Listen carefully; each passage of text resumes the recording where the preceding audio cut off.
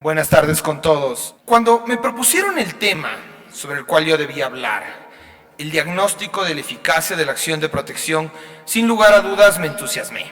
¿Y por qué me entusiasmé? Yo soy esencialmente un abogado en libre ejercicio que combino mi actividad con la docencia universitaria en el ámbito constitucional. Mi ejercicio profesional con la Constitución del 2008 ha sido desde el día 1, es decir, cuando entró en vigencia la Constitución del 2008, yo ya ejercía mi profesión y efectivamente, seguramente fui una de las personas que primero empezó a presentar acciones de protección. Y lo sigo haciendo hasta el día de hoy. Hoy en la mañana tuve una audiencia en materia de acción de protección. Entonces creo que he visto más o menos el tema de cómo ha evolucionado la acción de protección a lo largo de estos 11 años.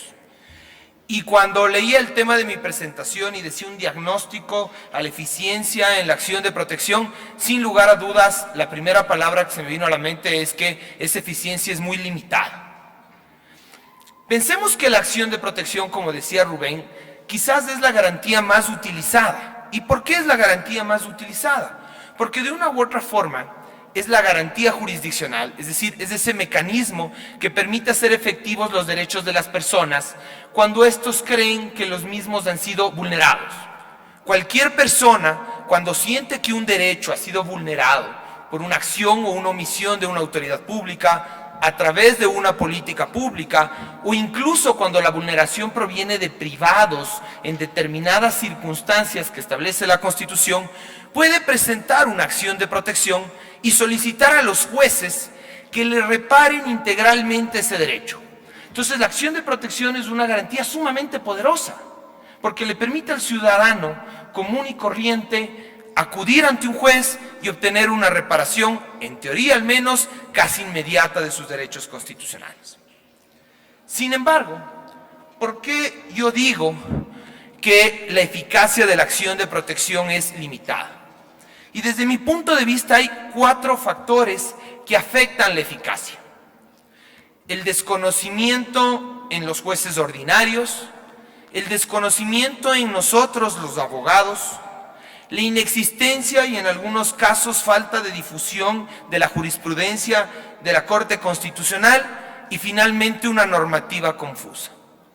Quizás yo le agregaría un eje transversal que tal vez nos aparta por un momento del ámbito estrictamente jurídico, pero que no debemos dejar de considerar, y es el tema de la independencia de los jueces. Hablemos un poco del tema del desconocimiento de los jueces ordinarios. Uno de los temas en los cuales yo siempre he sido muy activo y que debo reconocer, hay mucha gente, sobre todo en el sector académico, que discrepa respecto a esta posición que yo tengo, es que uno de los grandes errores de la Constitución del año 2008 fue pretender o aspirar, como ustedes lo quieran llamar, a que de la noche a la mañana todos los jueces ordinarios del país se conviertan en jueces constitucionales. Es decir, jueces que en el día a día conocían temas civiles, jueces que en su día a día conocían temas de tránsito, jueces que en su día a día conocían temas de controversias de familia, de la noche a la mañana y por una disposición de la Constitución, se convirtieron en jueces constitucionales.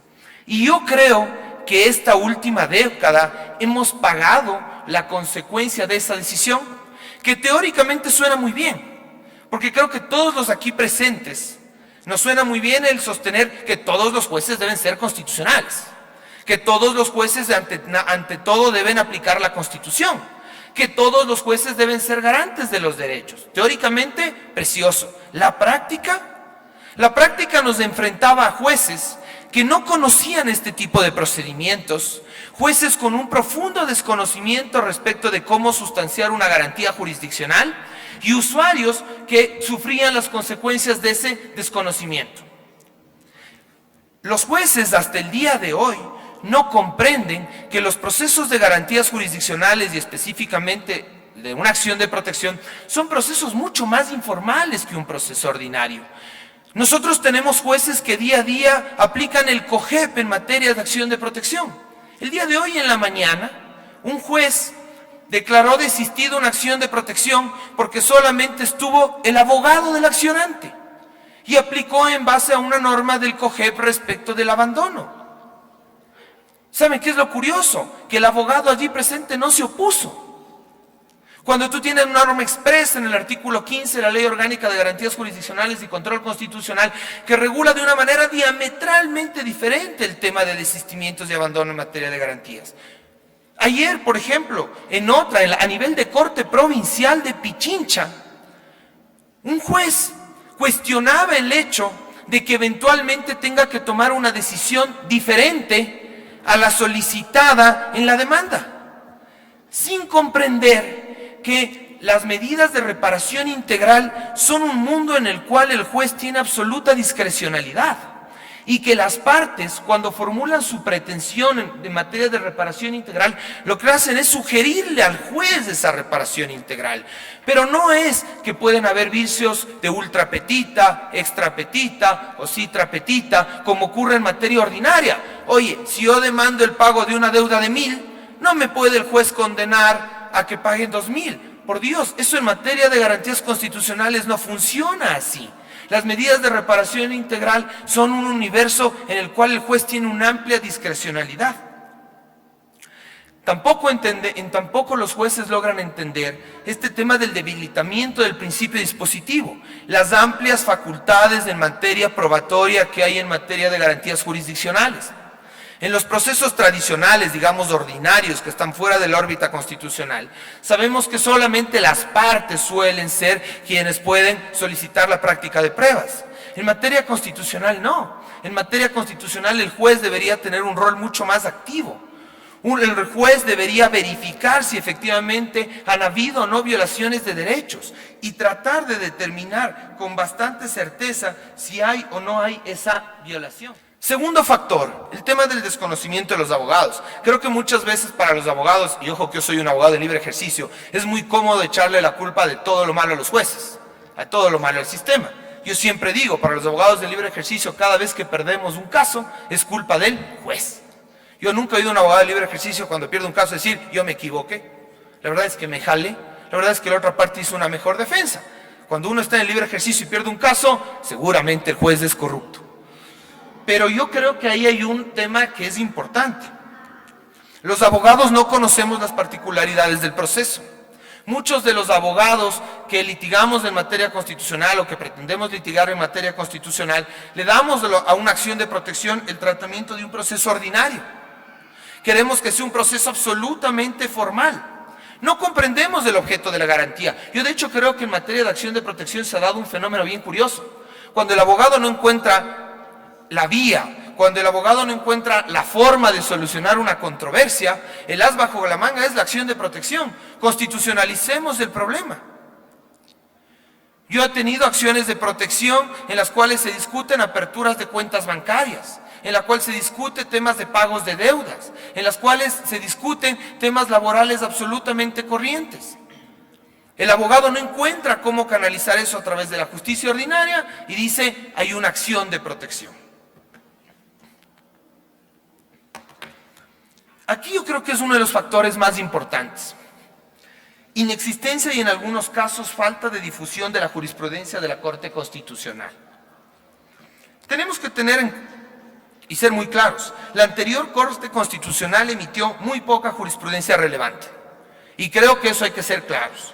Hay muchos temas relevantes sobre los que se ha dicho muy poco o de forma muy dispersa. Les pongo, por ejemplo, temas relacionados con competencia en materia de acción de protección, el tema de la prueba, el tema de la reparación integral. Nosotros tenemos un artículo que es maravilloso en la Ley Orgánica de Garantías Jurisdiccionales y Control Constitucional. La memoria me es infiel en este momento, pero creo que es el artículo 18-19, que le permite al juez convocar a una audiencia que tiene el único propósito de discutir las medidas de reparación integral. Es decir, ya no se discute si hubo o no hubo violación de derechos, sino que la ley le permite, luego que determine que existió violación de derechos, convocar a las partes. ¿Para qué? Solamente para que se discutan cuáles son las medidas de reparación integral idónea. Yo personalmente no conozco un solo caso en que se haya aplicado y se haya convocado esta audiencia específica, a pesar de tener una norma vigente. O por ejemplo, tú tienes unas normas entre comillas, extrañas en materia de ley orgánica de garantías jurisdiccionales y control constitucional, que nos hacen cuestionar instituciones tan tradicionales como la cosa juzgada. Tú puedes, durante la ejecución de una acción de protección, solicitar la modificación de las medidas de reparación integral. ¿Pero cómo? Si esa sentencia está ejecutoriada, si ya se agotó la apelación. Tienes norma expresa. La finalidad de las garantías, la finalidad de la acción de protección es la reparación integral del derecho. Si las medidas originalmente dictadas no fueron suficientes o no fueron eficaces, el juez de ejecución está en la obligación y tiene norma expresa que le habilita a modificar las medidas de reparación integral. Pídele tú eso a un juez. Oye, ¿usted quiere que yo modifique la decisión que fue ya ratificada por mi superior? ¿Qué pasa con la institución de cosa juzgada? ¿Qué pasa con el tema de seguridad jurídica? La Corte Constitucional no ha consolidado líneas claras sobre estos temas. Y en los temas en que hay precedentes vinculantes, tenemos un serio problema de difusión.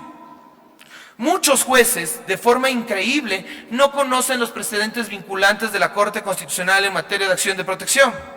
El otro día, en una acción de protección, tenía que explicarle a un juez la diferencia entre admisión y procedencia, y cuándo procesalmente cabe que inadmita una acción y cuándo tiene que declararla improcedente, a pesar de que existe un precedente vinculante muy claro de la Corte Constitucional respecto de las 6 causales del artículo 42 de las 7 causales del artículo 42 y que 5 de ellas son causales de improcedencia y 2 de inadmisión. El juez no me lograba comprender la diferencia. Tampoco, por ejemplo, a los jueces, y yo, por ejemplo, que estoy en el libre ejercicio y generalmente siempre del lado del accionante, ¿no es cierto?, no conocen un precedente vinculante de la Corte que claramente establece que la acción de protección no es residual y que el famoso tema de que hay otras vías eficaces o idóneas solamente puede ser invocado por el juez cuando ha descartado la violación de derechos constitucionales. Es decir, el juez no puede evadir su obligación de pronunciarse sobre la decisión, sobre el tema de fondo, la violación de derechos constitucionales, diciendo que hay otras vías idóneas. Sin embargo, revisen la mayoría de decisiones de los jueces de instancia y lo que te dicen cuando tú cuestionas un acto administrativo y alegas que el mismo ha violado derechos es que hay vía contencioso administrativo y que tienes que agotar. Finalmente, la normativa es confusa. Creo que todos, o la gran mayoría de quienes estamos involucrados en este tema, hemos revisado el artículo 88 de la Constitución. Y si tú haces una interpretación extensiva y con todos estos parámetros interpretativos súper pro derechos y amplios, yo invito a que alguien me diga qué problema jurídico no se puede resolver a través de una acción de protección. Imagínense, según nuestra Constitución, cabe acción de protección cuando un particular te ha violado un derecho y te ha causado un daño grave. De hecho, yo propongo a ustedes el siguiente planteamiento. ¿Qué violación de un derecho constitucional no me provoca un daño grave?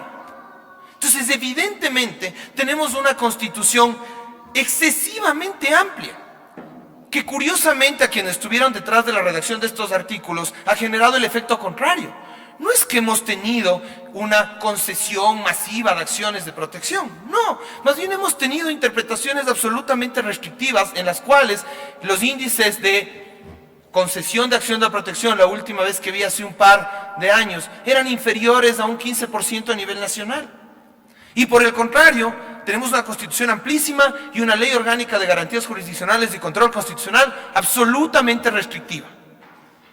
En esta ley se utilizan varios términos que permiten una amplia discrecionalidad de los jueces y realmente sin un contenido claro. Yo hasta ahora no logro entender, y debo reconocer mi absoluta ignorancia y limitación respecto del tema, ¿qué es un asunto de mera legalidad? ¿Qué es un tema de mera constitucionalidad? De hecho, me encantaría entender qué es un asunto de mera constitucionalidad que no implique violación al derecho a la seguridad jurídica. Leo los autos de inadmisión de la Corte Constitucional y no logro entender. Y los de la anterior y los de esta. Relevancia, asunto de gran relevancia. El otro día recibí un auto de inadmisión que me llamó la atención. Un tema penal en que se discutía tipicidad. La Corte dijo que no es un tema de relevancia suficiente para que eso lo conozca el Pleno. Y en materia de acción de protección tienes unos parámetros y unos estándares bien extraños. Que la vía no sea adecuada ni eficaz. ¿Qué es pues esto de la idoneidad de la vía? ¿Qué es esto de la eficacia de la vía? Entonces, claro, la ley orgánica, a diferencia de la Constitución, es absolutamente restrictiva y permite que los jueces evidentemente, sistemáticamente desechen la acción de protección con un tema muy grave, sin entrar a conocer el fondo de la violación de derechos alegada. Evidentemente también tenemos una muy mala regulación del procedimiento. Señores, damas, ¿qué otra ley regula los minutos que debe durar una audiencia? Por Dios, un derecho constitucional es contar con el tiempo suficiente para preparar la defensa, contar con el tiempo suficiente para presentar los argumentos.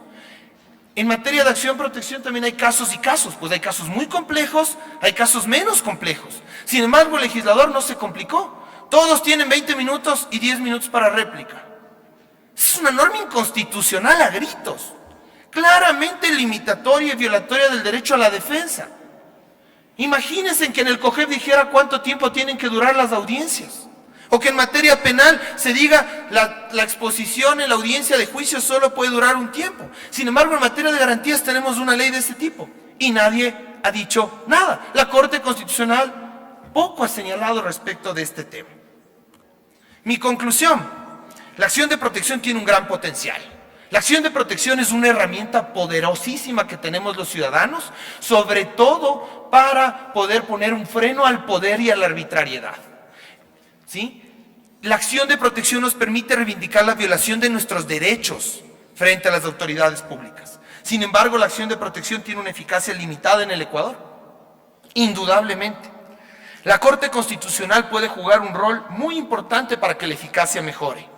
La jurisprudencia vinculante, la selección que finalmente empezó a ser real con la actual Corte Constitucional, sin lugar a dudas nos genera todas expectativas de que finalmente vamos a tener parámetros claros de cómo estas garantías funcionan y cómo los jueces las deben aplicar. Sin embargo, no creo que todo, como les he expuesto, esté en manos de la Corte Constitucional o simplemente de la jurisprudencia. Hay otros factores complementarios y hay una pequeña cuña: la independencia de los jueces. Es fundamental para que estas garantías funcionen que los jueces sean independientes, porque no nos olvidemos que la mayoría de garantías, como explicó Rubén, y la acción de protección de específico, en su gran mayoría es contra ¿de qué? De actos del poder público. Si el poder público ejerce ese poder y limita la independencia judicial, claramente la acción de protección no va a ser eficaz. Si por el contrario se hace efectivo ese principio constitucional de independencia interna y externa de la función judicial, ¿no es cierto?, esa garantía va a poder ser eficaz. No nos olvidemos que inclusive la anterior Corte hizo un intento muy valioso. En una primera sentencia vinculante, la famosa caso Indulá que todos conocemos, llegó a decir algo que luego tuvo que dar retro, porque a mí me encantó el concepto. Oigan, cuando el juez se convierte en juez constitucional, su órgano de control es la Corte Constitucional. Esa época, esos pocos meses en que estuvo vigente, la proliferación de acciones favorables a favor del ciudadano subió sustancialmente. Poco tiempo después se dio retro. Muchas gracias por su paciencia y tiempo.